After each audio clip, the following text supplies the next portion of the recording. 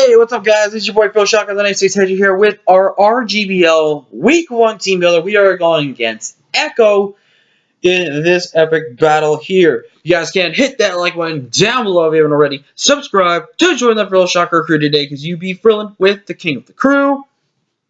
So, let's go ahead and break down Shocker's team. I'm not going to lie to you guys, I was really excited for this league, and I'm really hoping that we do well. I'm hoping, again, like I said, in every league I do that's Gen 8, until I think I've gotten familiarized with some of the Gen 8 stuff, I'm just going to try to win. I'm not going to try it again. Like I said, I wanted to at least win one championship. We have 2 championships under our belt, so I'm okay with not trying so hard, but I'm always just going to do my best because it's fair to myself and fair to everyone else in the league and the players. So, let's break down Echo's team. He's got a Toxicity, which is really good because its punk rock ability, just really strong. Galarian Corso, it's just the wall itself. Whimsicott, a good prankster user, really fast Pokemon, can be decently offensive. It chooses to be more as a support role. Gigantamax Charizard, which is a massive threat if it starts clicking Max Airstream and G-Max Wildfire, which would trap me and cause some damage to me. Delayed is actually a decently good threat versus us in this matchup as well. Cincino, again, giving him hit 115. It's also his mascot of the team and his just Pokemon in general. Runerigus, a fantastic ghost ground type with access to things like Memento, just to really get things in for free. And just a really good defensive one with Trick Room. Galvantula, a sticky webs user, a decently good fast electric type with Compound Eyes, can really land on pretty much most of the thunders every single time. Garbodor, a poison type, really just there for hazard stacking and could be a decent threat with weak armor. And then Kramer, which has just got a water typing where it can just launch Gulp Mossels or Gulp Pikachus depending on which version of dive or surf it goes for. So you can see the 6 I'm predicting him to bring. I think Toxicity makes so much sense. Galarian Corsa has to come. Whimsicott's really good for prankster purposes. I actually think a Scarf Gallade is a really big threat to our team. Cincino, I think, makes a lot of sense with its speed tier and stuff like that. And that just I do have a fighting type, but my fighting type really gets checked this game, so I think he's going to take advantage of the fact of that. Runerigus and Galvantula are some things I could potentially see coming in this game, but I'm leaning towards more of Runerigus than Galvantula. I think Webs would be good against my team, but the problem would be that I do have... Well, Webs wouldn't worry too much about my team, I think, but it just comes down to what exactly he think would be a good idea. But Garbodor Kramer, I don't see coming at all in this matchup, so I definitely think he has to bring his G-Max. If he doesn't bring his G-Max, my team just kind of goes into town, especially with one mod on my team. But let's go ahead and get into our team here. So, first team member that I saw this really cleans up his match is Plumeria. Plumeria with that nasty plot, Fire Blast, Sludge Wave, and Knock Off. 8 HP, max special attack, enough speed to outspeed literally everything on this man's team.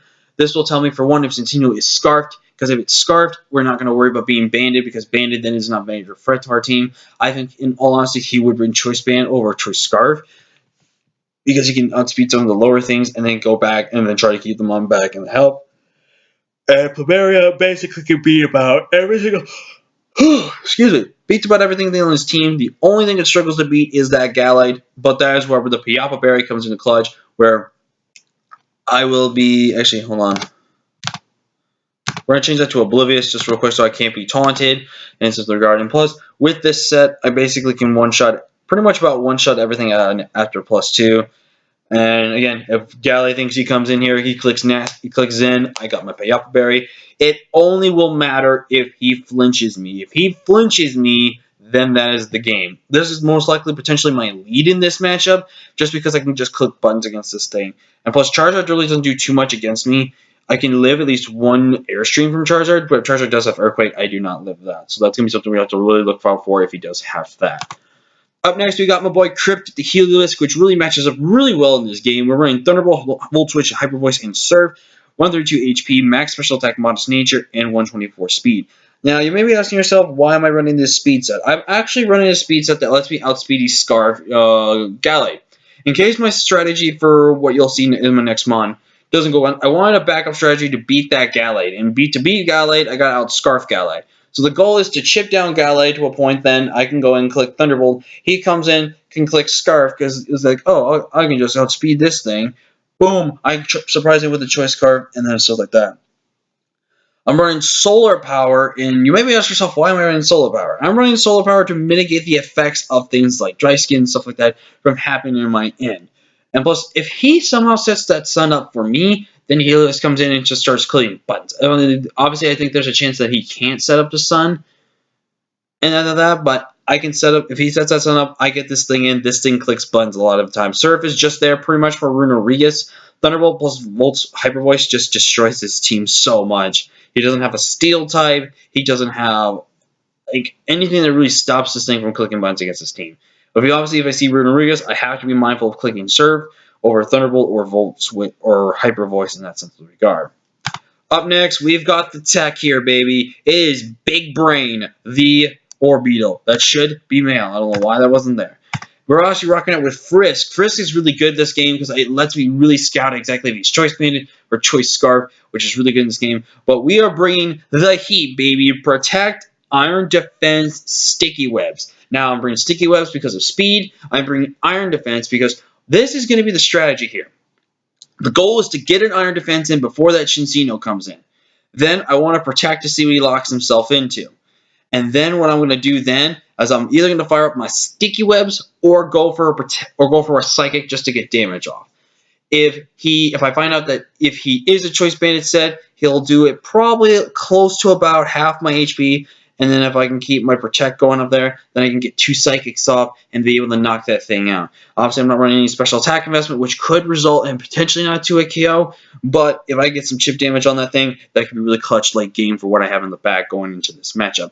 But again, Sticky Webs, so important. He has no way to remove them. So if he does bring Sticky Webs versus me, it's going to be a battle of Sticky Webs versus Sticky Webs because I won't be able to remove my own Sticky Webs because I'm not bringing my Defogger in this matchup. I had a fighting type. I could maybe bring it to this matchup, but the fact that him just kind of pressuring my fire type with fairy types, a ghost type, and stuff like that, I just don't think it was good. And plus, Corviknight was going to get pressured by things like Toxtricity. It was going to get pressured by things like Giant Charizard.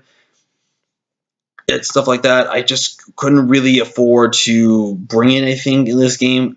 If I don't bring it, it's going to end up costing us the game, I think. But again, this set I really think is with max HP, 140 defense, and 116. I'm actually running a Calm Nature so that way I can live a hit from G-Max Charizard. And what I'm going to do against G-Max Charizard is I'm going to Protect, and then I'm going to Psychic, and then Protect. Because I should, in theory, be able to live at least 1 hit from Charizard. If he's got G-Max Fire Blast, that's not going to be able to, I may live that hit.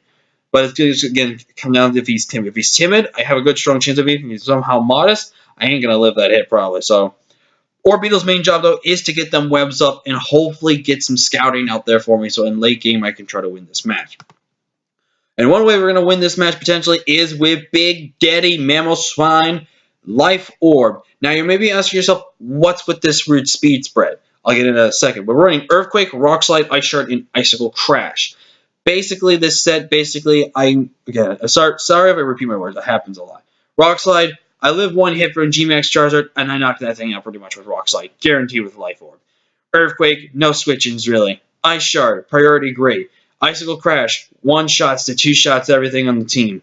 We're running the same speed as Gallade. Now, you may ask yourself, if it's Choice Scarf Gallade, I speed tie with Gallade. So that's something I really want to put into this. I could have ran Choice Scarf, but I didn't think Choice Scarf was really that necessary in this match. I could have ran Choice Band as well, but again, Choice Band, I feel like Life Orb was just really better in this matchup because it really helps me out against a lot of his things on his team.